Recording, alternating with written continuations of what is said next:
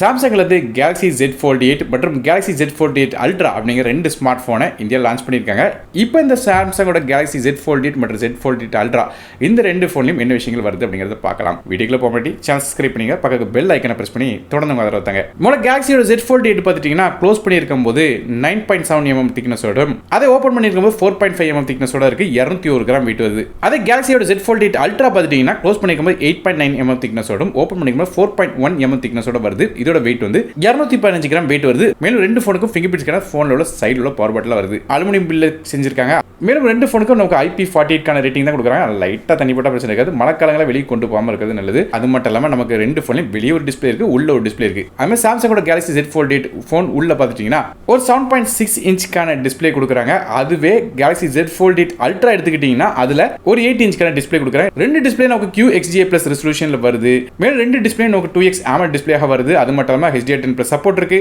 இது போக 1 ல இருந்து 120 ஹெர்ட்ஸ் வரையும் அடாப்டிவ் ரெஃப்ரெஷ் ரேட் போக 3000 நிட்ஸ் வரை பீக் பிரைட்னஸ் கிடைக்குது. அதே போனுக்கு வெளியே உள்ள இந்த கவர் டிஸ்ப்ளே அப்படின்னு பாத்தீங்கன்னா நமக்கு Galaxyயோட Z Fold 8 ல ஒரு 5.5 இன்ச் கான WUXGA+ அப்படிங்கிற டிஸ்ப்ளேயும், Galaxy Z Fold 8 Ultra ல 6.5 இன்ச் கான Full HD+ ரெசல்யூஷன்ல AMOLED டிஸ்ப்ளே கொடுக்குறாங்க. ரெண்டு டிஸ்ப்ளேயுமே நமக்கு 2x AMOLED டிஸ்ப்ளேயாக வருது.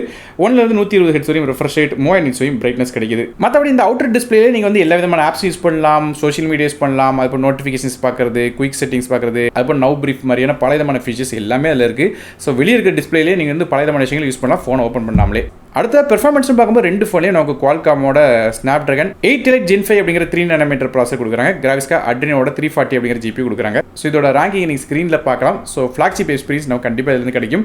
ஹெவியான கேம்ஸ் ஆப்ஸ் எல்லாமே இதில் யூஸ் பண்ண முடியும். மற்றபடியாக ரெண்டு ஃபோன்லையும் என்ன RAM இன்டர் ஸ்டோரேஜ் கான்ஃபிகரேஷனில் கொண்டு வந்திருக்காங்கிறத நீங்கள் பார்க்கலாம். இது இப்போ ஃபோனோட வாய்ஸ்னு பார்க்கும்போது இதில் Android 17 பேஸ் பண்ண 1UI9 அப்படிங்கிற இன்டர்ஃபேஸ் அது கண்டிப்பாக அப்டேட்ஸ் சூப்பராக இருக்கும். ஃபிளாக்ஷிப் ஃபோனுங்கிறனால சொல்லவே வேண்டாம், அது சாம்சங் ஃபோனாக இருக்கு. இது இப்போ இந்த ஃபோனில் பார்த்தீங்கன்னா பல விதமான மல்டி டாஸ்கிங் பண்ணலாம். இது இப்போ நவ் நட்ச் அப்படிங்கிற ஃபீச்சர் இருக்கு. அது மூலம் ஸ்கிரீன்ல நடக்கிற ஆன்கோயிங் கான்வர்சேஷன் ஆட்டோமேட்டிக்கா கண்டுபிடிச்சு அடுத்த என்ன ஸ்டெப்ங்கிறத உங்களுக்கு கான்டெக்சுவலா உங்களுக்கு அப்டேட்ஸ் எடுத்து தரும். இது இப்போ ஜெமினியோட நோட்புக் சப்போர்ட் இருக்கு. அது மூலமா AI ஃபீச்சர்ஸ், பல விதமான ஃபீச்சர்ஸ் நீங்க யூஸ் பண்ணிக்கலாம். அடுத்த ரெண்டு ஃபோனோட கேமராஸ் பத்தி பார்க்கலாம். நமக்கு அந்த Galaxyயோட Z Fold 8லயும் Galaxy Z Fold 8 Ultraலயும் கேமராஸ் கொஞ்சம் வித்தியாசம் வருது. அதுவே பார்க்கும்போது Galaxyயோட Z Fold 8ல பேக் சைடில் ஒரு 50 மோஸ்க்கான மெயின் கேமராவும் ஒரு 50 மோஸ்க்கான அல்ட்ரா வைட் கேமராவும் இருக்கு. இந்த மெயின் கேமரால ஆப்டிகல் இமேஜ் ஸ்டெபிலிட்டி சப்போர்ட் இருக்கு. அதே Galaxyயோட Z Fold 8 Ultra எடுத்துக்கிட்டீங்கன்னா அதுல பேக் சைடில் 3 கேமரா இருக்கு. முதல் கேமரா 200 மோஸ்க்கான மெயின் கேமரா f1.7 ஆப்பர்ச்சர் வருது, ஆப்டிகல் இமேஜ் ஸ்டெபிலிட்டி சப்போர்ட்டோட.